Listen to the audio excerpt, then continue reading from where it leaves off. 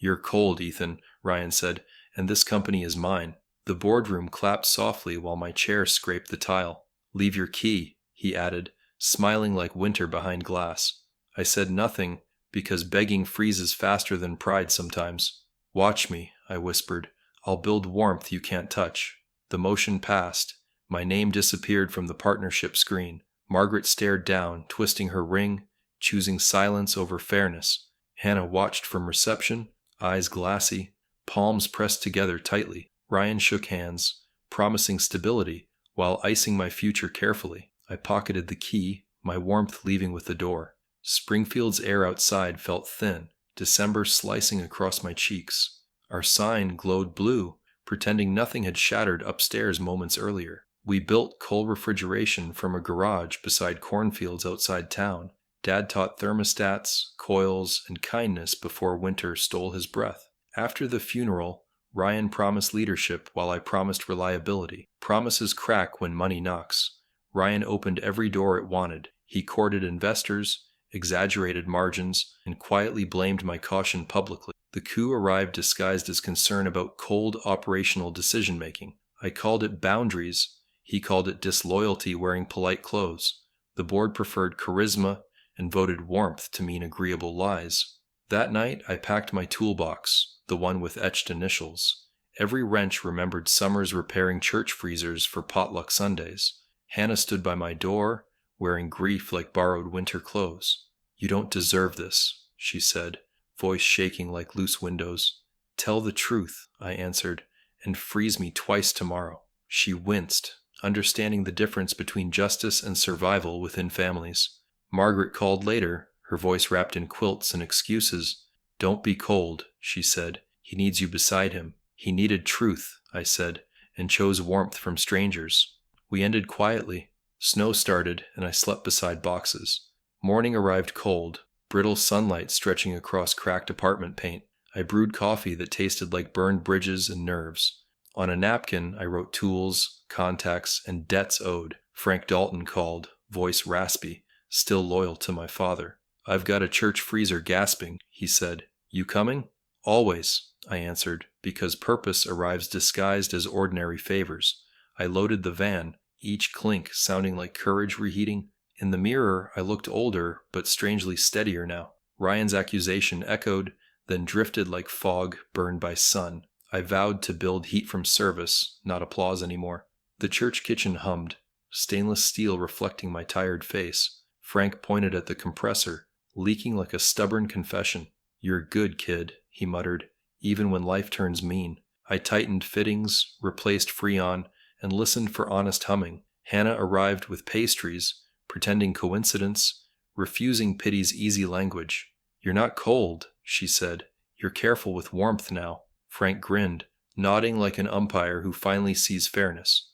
We finished, and the kitchen breathed again like saved winter. Payment was small, but dignity tipped heavier than cash there. I left a sticker, coal service, independent, reliable, emergency nights. Rumors spread that I'd abandoned family during hardest quarter recently. Ryan posted photos shaking hands beside our delivery vans proudly. Comments called me heartless, unstable, and disloyal to heritage values. I answered with invoices, repaired fridges, and silence that taught patience. Margaret forwarded church thank yous, but never defended me publicly anywhere. At night, I sketched a logo, Frostline Honest Cooling Services. The name felt right, clean, simple, and unafraid of storms ahead. I printed cards on borrowed cardstock, edges rough but proud. Every call I answered turned frostbite into careful, useful heat. Caring returned gradually, like circulation after gripping ice too long. Weeks later, a groceries freezer failed during Friday rush suddenly. I fixed it fast.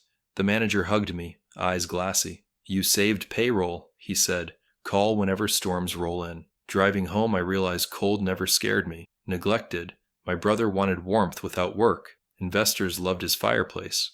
I wanted heat earned honestly, the kind Missouri winters respect. Maybe cold wasn't insult. Maybe it was discipline misunderstood by crowds. I parked, looked skyward, and thanked the quiet for staying. Tomorrow, I'd canvass diners, laundromats, hospitals, anywhere machines breathe survival nightly. Let him call me cold. I'll thaw strangers' lives for living. Rock bottom isn't loud, it's the silence after everyone stops calling. The first month after leaving the company, my phone barely buzzed at all. Clients who once joked with me now sent messages that started with, "Sorry, but," before choosing Ryan's contracts. Rent came due, gas tank empty, and my pride refused to borrow. I sold my watch, my old guitar, and the last of Dad's fishing gear. The landlord, polite but firm, slid warnings under my door like paper knives. Margaret left voicemails about family dinners I no longer belonged to. "Ryan's worried about you," she said, pretending concern wasn't betrayal. I stopped answering because every word from her sounded like frostbite. Nights were long, filled with noise from upstairs neighbors and thoughts that stung worse than cold. The van became my office, bedroom, and lunch table at once. Frostline had no building yet, just me and a phone that rarely rang. I parked outside laundromats, waiting for one of their dryers to break. When work came, it was always small, $50, sometimes a sandwich. Frank kept it, sending leads saying, "Service beats sales every time, kid." I'd nod, though my reflection in the windshield didn't believe him fully. Hannah visited one afternoon, bringing soup and quiet encouragement. "You're still building," she said. "You just can't see the walls yet." I wanted to believe her, but belief costs energy I didn't have left. After she left, I sat in the driver's seat, counting coins from the console. Enough for gas, maybe not dinner, but just enough to keep moving. Some nights I'd drive past Cole Refrigeration, our old building glowing blue. Through the glass I'd see Ryan's new sign. Sleeker, colder, without my name. He looked confident on billboards now, arms crossed beside our logo. Success photographs well, especially when truth stays cropped out of the frame. I never stopped there, but sometimes I'd slow down, headlights dim. "You called me cold," I'd whisper, watching the empty parking lot shimmer. "You'll learn what cold really feels like when no one trusts you." Anger warmed me for minutes, then faded back into exhaustion quietly. Revenge wasn't fire anymore. It was patience disguised as work. I drove away each time, not looking back until streetlights replaced resentment. By February, the van engine gave out halfway between Springfield and Jefferson City. I coasted to a stop on the shoulder, steam curling from under the hood. Snow started again, sharp flakes cutting visibility until the world turned gray. "Perfect," I muttered, kicking the tire, breath fogging in front of me. My phone had 1% battery left, no signal, no rescue waiting. I climbed inside, wrapped in old work jackets, and leaned against the steering wheel. Somewhere under the cold, I thought about Dad, how he fixed things until they stopped crying. "It's not broken," he'd say. "It's just waiting for your hands." My hands shook, but I still believed him, even if barely. That night, I slept in the van, engine dead, pride flickering like a weak pilot light. Morning came, pale and merciful, and I woke to a knock on the window. A highway worker, older man in orange gear, leaned down with a flashlight. "You alive in there?" he asked, half joking, half worried. "Barely," I said, opening the door to the bite of cold air. He helped me tow the van to a repair lot and paid for my breakfast quietly. "Looks like life's trying to test your thermostat," he said with a grin. "Keep it steady. That's all it takes." I smiled for the first time in days, the words sticking deeper than expected. That stranger's kindness felt like sunlight through thick frost. Sometimes survival isn't about winning, it's about refusing to stop fixing things. When the van finally died for good, I walked miles between repair calls. I carried my toolbox in one hand and Dad's work gloves in the other. Each job felt heavier, but so did my determination not to vanish. Hannah met me at a diner one evening, sliding an envelope across the table. "Frank and I chipped in," she said, "for a used truck downtown." I shook my head, saying, "I can't take charity." "It's not charity," she replied. "It's belief." Her voice softened. "You've carried everyone's cold for too long. Let us warm you up." I took the keys with shaking hands, realizing sometimes strength is saying thank you. That old blue truck became my second chance on 4 borrowed wheels. The next week, I plastered flyers on telephone poles, diners, and grocery boards. Frostline, honest cooling service, 24-hour repair, fair rates, no shortcuts. The calls came slow at first, then faster than I could answer them. Small shops, schools, and even the church Frank volunteered for started reaching out. I worked dawn to midnight, earning barely enough but sleeping with purpose again. Ryan's name still floated around town, tied to new developments and quiet rumors. but mine began to circulate differently, attached to words like reliable, steady, kind. And when winter finally broke, I realized rock bottom hadn't killed me after all. It had just taught me how to build from the cold up. The first step toward something new didn't feel triumphant. It felt necessary. I spent that spring driving the blue truck from one small repair to another, my life measured in miles and invoices that barely covered fuel. Every call mattered. Every handshake felt like proof I wasn't invisible anymore. "You're the quiet one," Frank said once, watching me work. "That's why people trust you. You listen before you fix." His words stuck with me. I started paying more attention, not just to machines, but to people. Small business owners who worked through pain, single mothers running laundromats, janitors pulling double shifts to pay rent. Each of them had stories like mine, things lost, things rebuilt. I wasn't just repairing coolers anymore. I was restoring dignity in small, invisible ways. The town began to remember my name without Ryan attached to it. The diner started keeping my business cards by the register. The church printed "Thank you" frostline on their bulletin after a food pantry fix. It wasn't glory, it was recognition wrapped in respect, quiet and earned. Hannah stopped by one evening while I worked on a broken soda machine. "You've built something real," she said, leaning against the doorframe. "It's not much yet," I replied, tightening bolts. "Neither was Rome on day 2, she said, smiling. I laughed, the sound unfamiliar but welcome. Her faith in me never felt heavy. It felt like wind behind tired sails. For the first time in months, I realized I didn't miss home or approval anymore. I missed peace, and I was finally finding it between call logs and coffee cups. Every morning, I wrote a list of goals on a torn envelope. 1. Finish today's jobs without shortcuts. 2. Treat everyone like they matter. 3. Keep the truck running, no matter what. I taped that envelope to the dashboard, right beside a faded photo of Dad holding his old wrench. Frank noticed it once and said, "You're building a creed, son." Maybe I was. Maybe that was the difference between surviving and living again. By midsummer, I hired my first helper, a teenager named Cody, who needed a summer job and someone to believe in him. "Don't rush the work," I told him. "The machine will tell you what it needs." He nodded like it was scripture, and watching him reminded me of my younger self, hungry, uncertain, but still willing to learn. Word spread faster than I could have predicted. Frostline started getting calls from neighboring towns, gas stations, grocery stores, even small hospitals needing urgent service.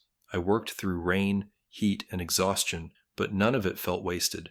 Every satisfied client became my advertisement. Every thank you note pinned to the truck visor became my paycheck in spirit. One afternoon, a school principal hugged me after I fixed their cafeteria freezer before lunch rush. "You saved us, Mr. Cole," she said. "You kept food from spoiling and kids from going hungry." That moment hit me harder than any paycheck ever could. Ryan's company fixed machines. I was fixing what those machines meant to people. For the first time, I felt proud. Not successful yet, but grounded. Meanwhile, Ryan's empire began showing cracks beneath the shiny surface. I didn't hear it directly, but Springfield was small enough that whispers carried.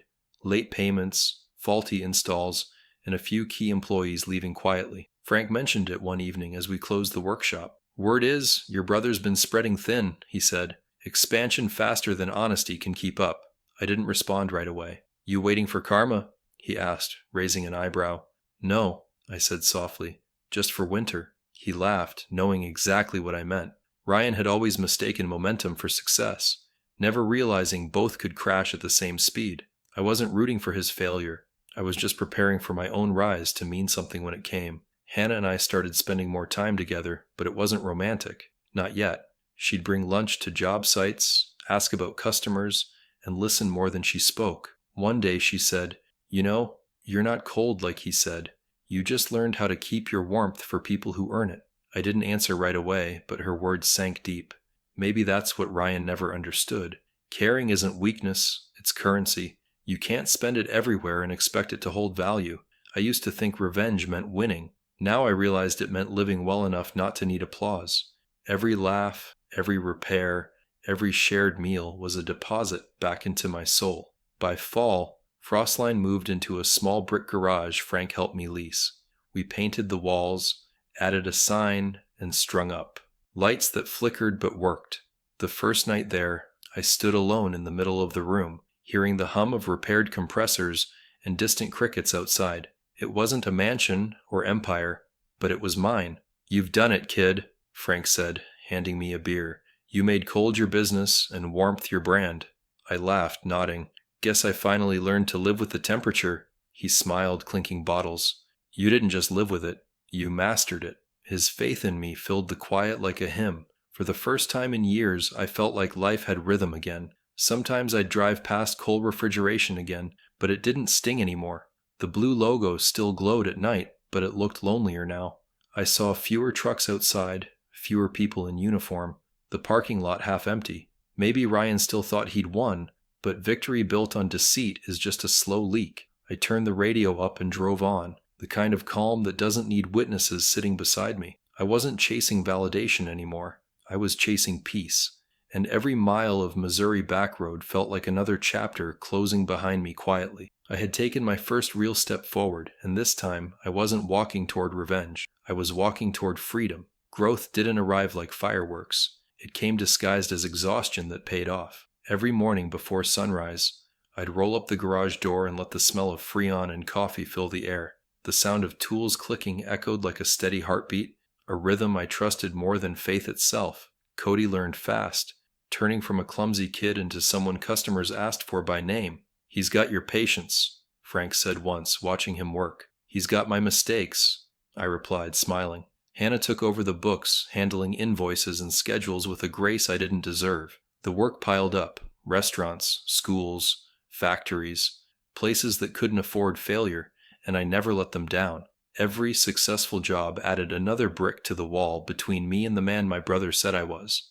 Each repaired motor hummed like redemption quietly finding its tune. By mid-year, Frostline had become more than a business. It was a community. Local trade students started volunteering after class, learning for free while I learned patience all over again. "We don't fix machines here," I told them. "We fix trust." They laughed at my seriousness, but I saw how they looked at the finished jobs with pride. Frank called it teaching the gospel of grit. Maybe he was right. I didn't have fancy speeches or suits, just scars that taught better lessons. Some nights I'd catch Hannah watching me from across the workshop, her eyes soft but knowing. She never said it, but I think she saw what I was building, not just a company, but a legacy. For the first time, the cold wasn't something I escaped. It was something I'd learned to shape into strength. Still, success didn't erase the weight of solitude. After long days, I'd drive home in silence, the city lights stretching across the windshield like threads of memory. I'd think about Dad and how he used to say, "Pride's good if it doesn't cost kindness." I wondered if Ryan ever thought about those words anymore. News about him trickled in, half whispered, half worried. Late payments, lawsuits, layoffs. His expansion dream was collapsing under its own heat. People started calling me instead, saying they missed the honesty coal refrigeration lost. "We just want someone who shows up when it's snowing," one client said. I didn't brag, didn't gloat. I just nodded and got to work. Revenge didn't need noise. It needed consistency. Every screw tightened was one more nail in the coffin of his arrogance. The biggest test came that July when a meat processing plant system failed during a heat wave. The owner called in panic, saying, "If we don't get this fixed tonight, we'll lose everything." I grabbed Cody, loaded the truck, and drove through storms to reach them. The place smelled of metal and desperation, alarms blaring like sirens in my chest. "You can walk away," Cody said quietly. "We can't fix all that alone." I looked at him and said, "Watch me." We worked until dawn, drenched in sweat, hands raw and heart steady. When the system finally kicked back on, the owner hugged me with tears in his eyes.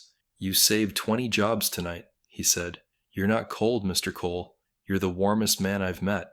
I smiled, realizing the words that once broke me no longer had power. That job changed everything. Word spread faster than any marketing could have managed. Newspapers called me the man who rebuilt integrity, one compressor at a time. Local news came for interviews. I declined politely, saying, "I'm not news, I'm service." But customers kept growing, and suddenly Frostline wasn't a small-town secret. It was a trusted name across counties. Hannah handled contracts while I handled calls, our rhythms seamless as seasons. Frank, proud as ever, just laughed. "You're turning humility into a brand," he said. I grinned. "It's the only one that lasts." Deep down, I knew he was right. You can fake success, but you can't fake sincerity. That's what Ryan never understood. People remember how you made them feel longer than how you made them pay. The workshop expanded again that fall. We tore down the back wall, added new bays, and hired 3 more techs. I bought everyone jackets with frostline, built to last, embroidered across the chest. The first time I saw my team walking together through the morning fog, I felt something deep and quiet inside me shift. I wasn't just surviving anymore, and I was leading. Feels different now, Hannah said as we watched the crew work. It's bigger than you. It should be, I said. Otherwise it dies when I do. She smiled softly, touching my arm. You've changed, Ethan. I thought about it a moment. No, I said. I just stopped asking for permission to care. She laughed, calling me impossible, but I saw pride in her eyes. That look was worth more than any profit sheet could show. By winter, our busiest season, I found myself turning clients away for the first time. It felt surreal. People trusted me not because of family ties or last names, but because of who I'd proven myself to be. Even Margaret called once, hesitating before speaking. Your brother's been struggling, she said softly. He could use your help. I sat quietly, staring at the frost forming on the workshop window. He taught me everything I needed to know, I said. Now it's his turn to learn from the cold. She sighed, whispering, You sound just like your father. I hope so, I replied before hanging up gently. Guilt pricked, but I didn't regret the boundary. Sometimes silence teaches better than sermons. Christmas that year was the first one I didn't dread. The shop closed early, snow falling like forgiveness over Main Street. Cody brought his family by. Hannah baked pies for everyone. Frank dozed by the heater, content. I looked around, realizing this was the home I'd been chasing all along. Not a place, but a feeling. We toasted with cheap cider, laughing about long nights and broken bolts. To the year cold turned kind, Frank said, raising his cup. I smiled, repeating softly, To the year cold turned kind. And for the first time in forever, I meant it completely. The turning point came dressed in routine, a morning like any other until it wasn't. I arrived at the workshop before sunrise.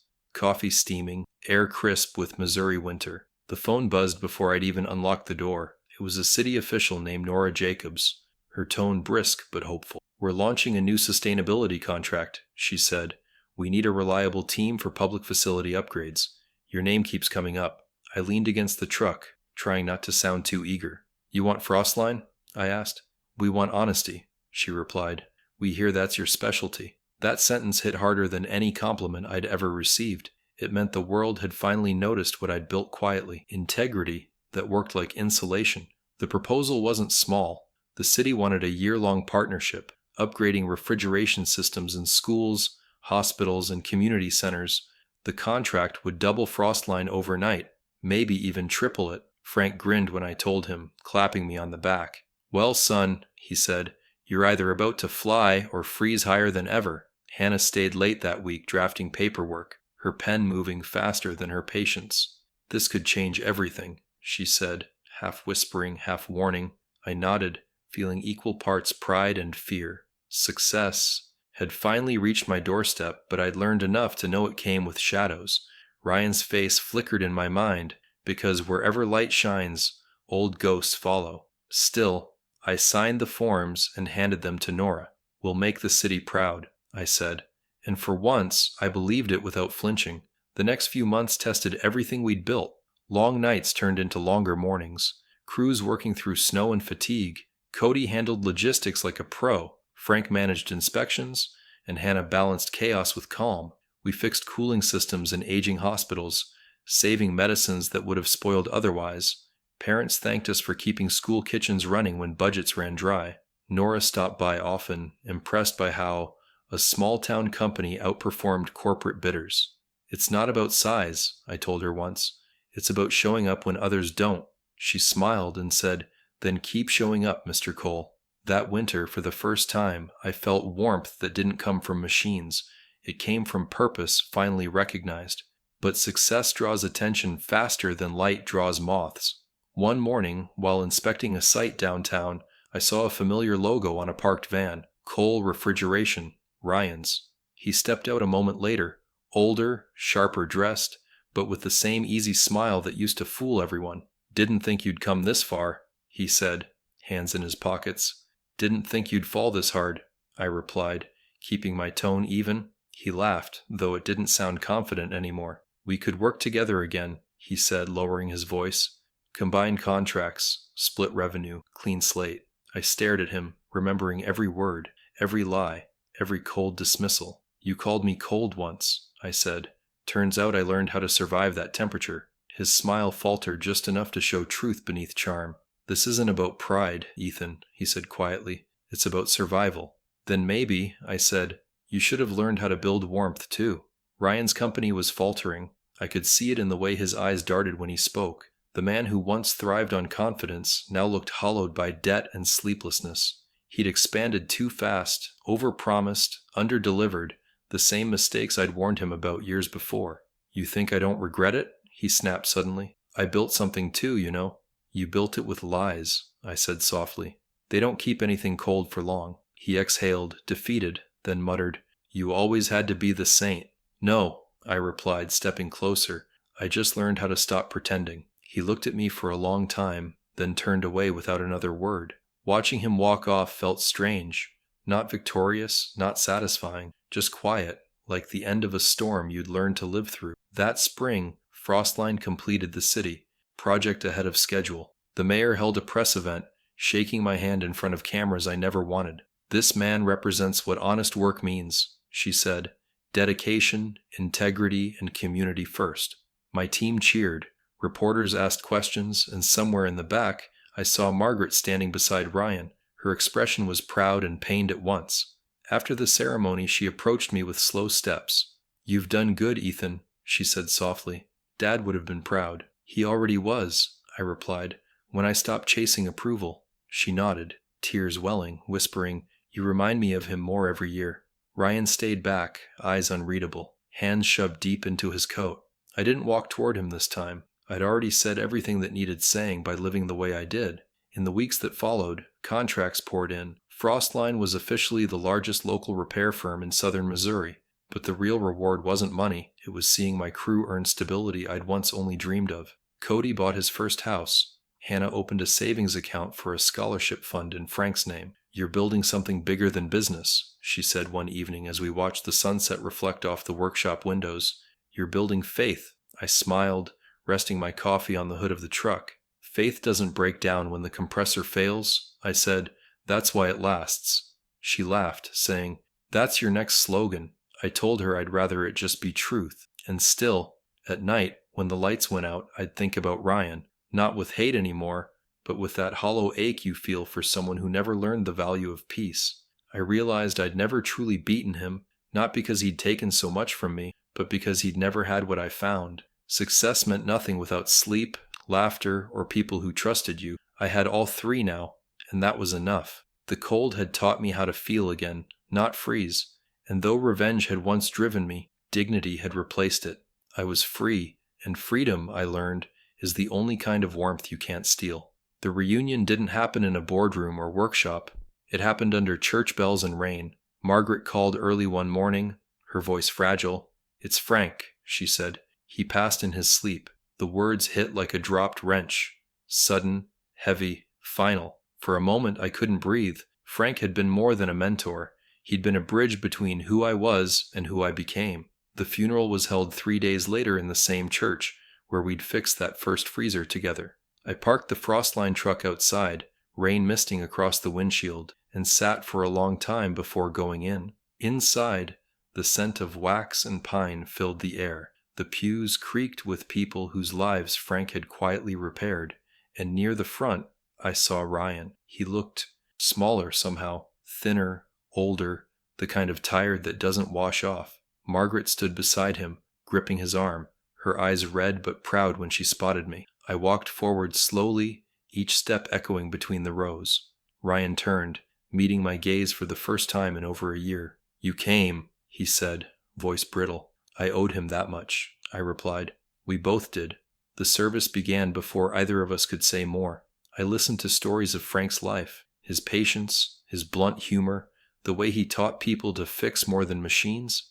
When the pastor asked if anyone wanted to speak, I stood up without thinking. He believed in slow work and second chances, I said, even when both were inconvenient. My voice shook. He fixed people by making them work beside him. A few people nodded. Ryan looked down, jaw tight.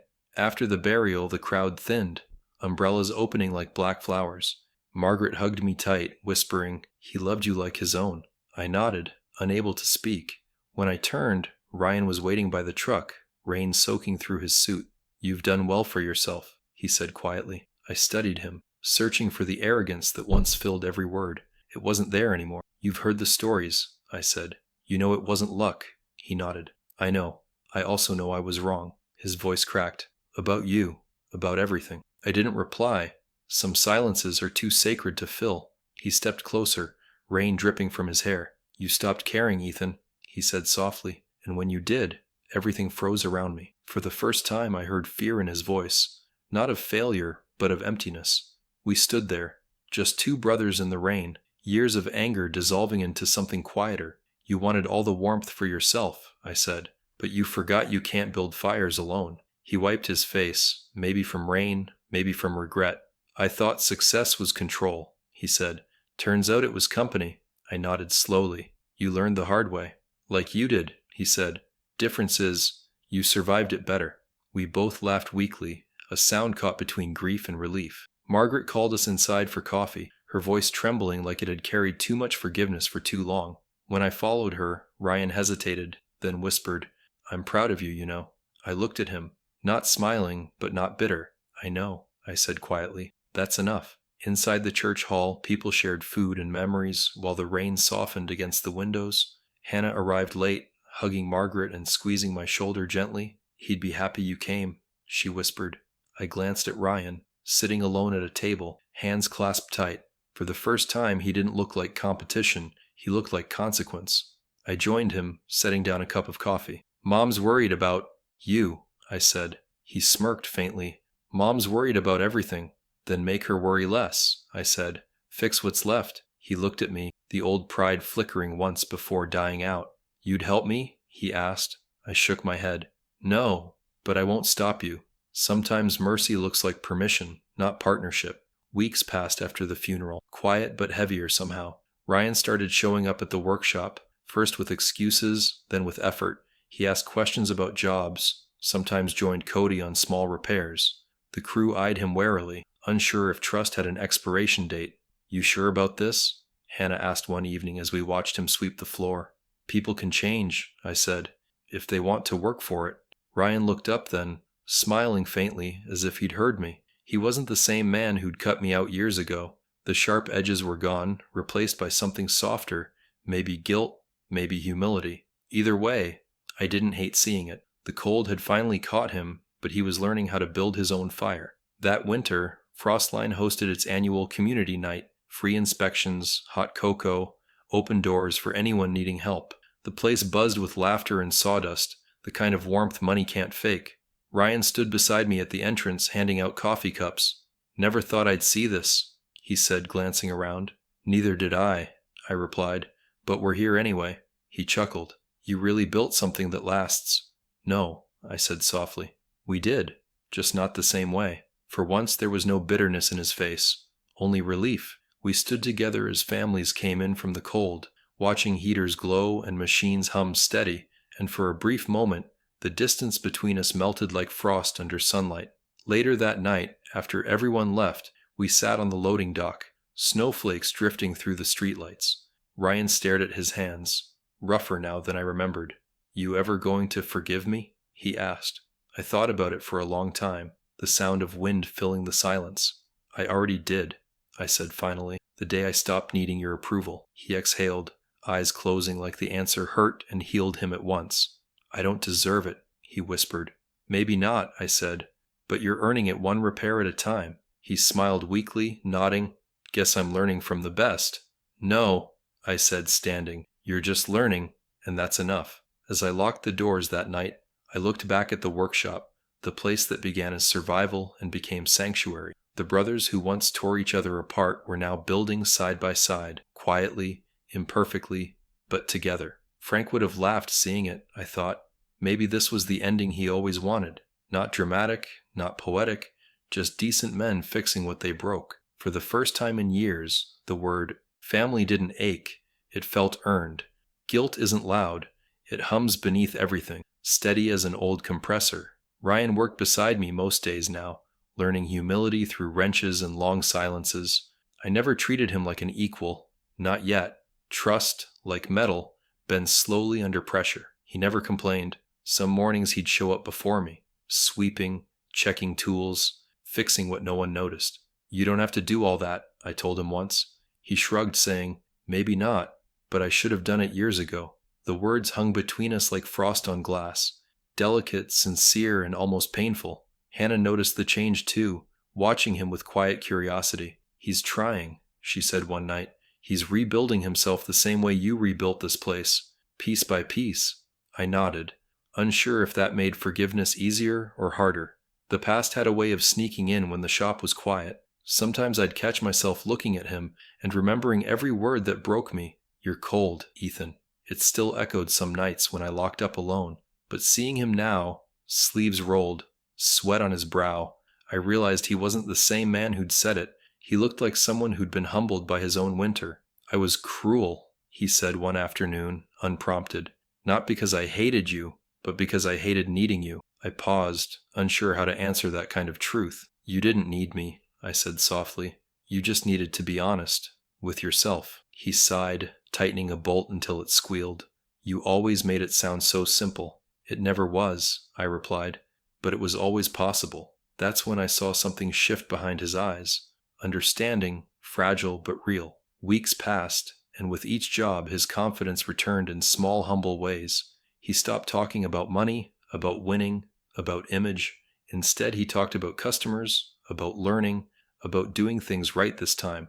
Cody grew to respect him, even asking for advice now and then. "Guess people can change," Cody said once, handing him a wrench. "Yeah," Ryan answered, smiling faintly, "if you stop lying to yourself first." That was the thing about guilt. It reshaped him without me needing to say a word. Margaret visited one evening, bringing dinner and old photos.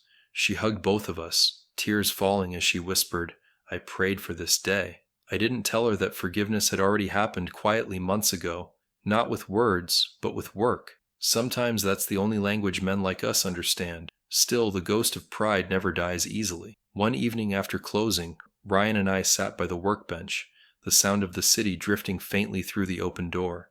"I keep thinking about that board meeting," he said. "How I smiled while cutting you out."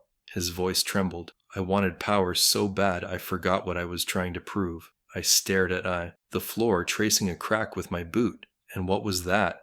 I asked quietly. "That I was better than you," he said, eyes glassy. "But all I did was prove you were stronger." I let the silence stretch, the kind that feels like truth settling in. "I wasn't stronger," I said.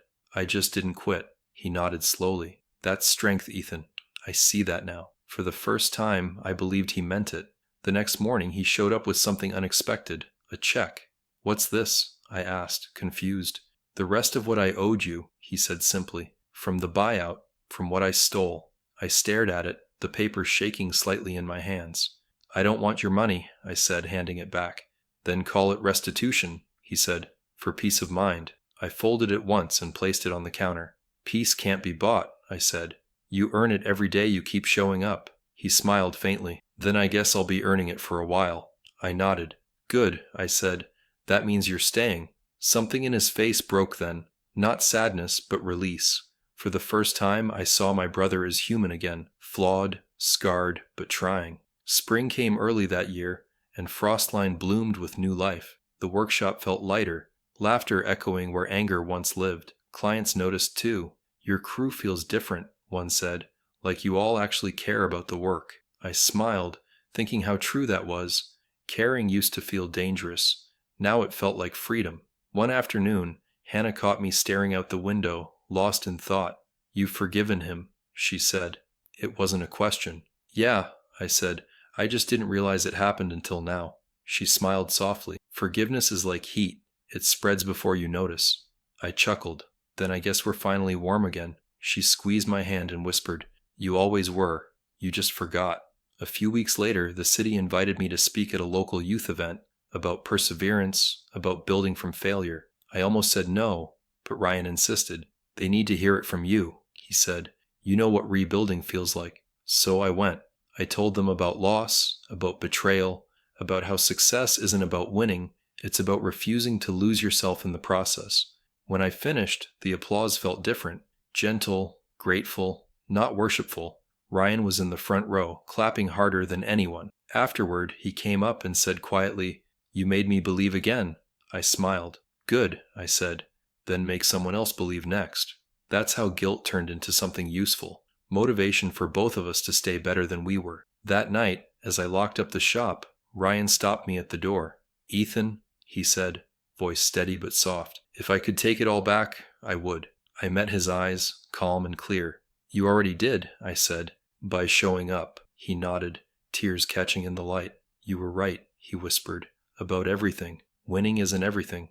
I smiled faintly. "No," I said, "but peace is." He laughed quietly, shaking his head. "You always get the last word." "Not tonight," I said, turning off the lights. "Tonight, we both do." And as we stepped out into the cool spring air, I realized the world had gone quiet. Not the silence of loneliness, but the silence of peace finally found. The guilt that once haunted both of us had melted into something softer, something that looked almost like grace. We were no longer the brothers who fought over warmth. We were the men who finally learned how to keep it. Reflection came slow, like dawn through frosted glass. The workshop was quiet again, tools hung neatly, lights humming low. I sat at my old desk, the same one I built from scrap wood years ago, staring at the framed photo of Dad above the calendar. His eyes still looked like mine, tired, steady, but kind. The world outside had moved on, but I stayed there a while, listening to the faint hum of compressors cooling the air. It reminded me of everything I'd fixed, everything I'd learned to let go of. Life had become simpler, mornings filled with work, evenings with gratitude, and peace resting where pain used to sleep. Sometimes I wondered if I'd earned this calm, or if it had just grown in the cracks of what broke me. Either way, I wasn't running anymore.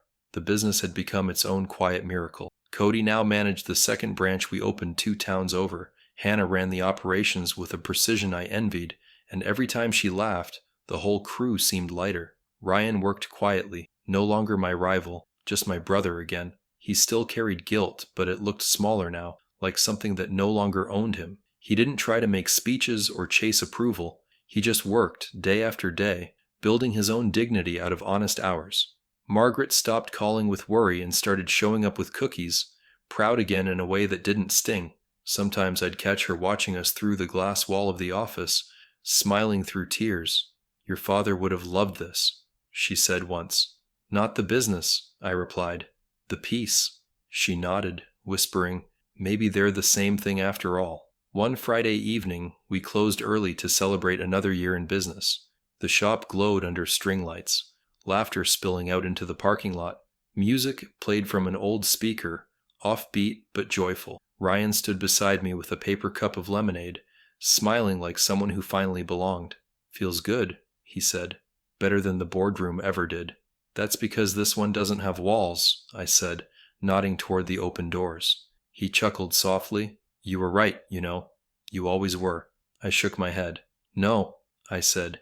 "I just stayed long, enough to learn." For a moment, he looked out at the team, Cody laughing, Hannah dancing barefoot on concrete, and his eyes softened. "You built a home," he said. I smiled faintly. "No, we rebuilt one." Later that night, when the lights dimmed and the others drifted home, I sat alone on the loading dock. The air was cool, stars scattered across the Missouri sky like sparks waiting to catch. I thought about everything: the betrayal, the nights in the van, the moments I almost quit. They didn't feel like wounds anymore. They felt like blueprints, each scar tracing where I'd learned to rebuild. The sound of the wind against the metal roof reminded me of Dad's voice. Steady, patient, practical. "Cold's not your enemy, son," he used to say. "It's just the world reminding you to make your own heat." I smiled to the night. That's all I'd ever done, made my own heat, one act of honesty at a time. The next morning I drove out to the edge of town, where the old coal refrigeration building still stood. The paint was faded, the sign cracked, windows clouded with dust. Ryan had sold it months ago to a logistics company, but I still came sometimes, not for closure but perspective. I parked, stepped out, and stood where my name had once been erased from the wall. "You called me cold," I whispered, my breath fogging in the air. But maybe I just learned to live where others freeze. There was no anger left, only understanding. The past wasn't an anchor anymore, it was a foundation. I ran my hand across the rusted door handle, nodded once, and walked away without looking back. Back at the workshop, I found Ryan fixing a heater near the entrance. "Need help?" I asked. He smiled without looking up. "I've got it," he said, "but thanks for asking." His voice held something warm, quiet confidence, not pride. I stood there watching him for a moment, realizing he'd finally found his rhythm too. When he looked up, he said, "You know, you never really stopped caring." I grinned faintly. "Maybe, but I stopped needing to prove it." He laughed, shaking his head. "You'll never change." "That's the plan," I said, grabbing my jacket. We both laughed then, real laughter, the kind that sounds like forgiveness. That evening, after everyone left, I sat by the front window watching the last light fade. The city hummed softly beyond the trees, steady and distant. I thought about the word cold, how it used to cut deep, how it had once defined me. Now it didn't hurt anymore. Cold meant clarity. It meant learning to stand still when the world demanded reaction. It meant knowing what warmth was worth and who deserved it. I wasn't the man who begged for belonging anymore. I was the man who built it, nail by nail, truth by truth. The difference between revenge and redemption, I realized, is peace. You stop fighting the storm and start using it to keep others warm. When I finally turned off the Azurich lights, I walked outside and looked up at the stars again. The night was still, the air sharp, the world content in its rhythm. I thought about everyone who'd called me cold and smiled softly. They never understood that cold doesn't destroy, it preserves, it keeps truth from rotting, it keeps dignity from spoiling in the heat of resentment, and when you learn to live with it, it shapes you into something stronger, steadier, and far more lasting than revenge. If this story reached you tonight, maybe it was meant to. Tell me, should I forgive my brother completely, or let silence keep him honest forever?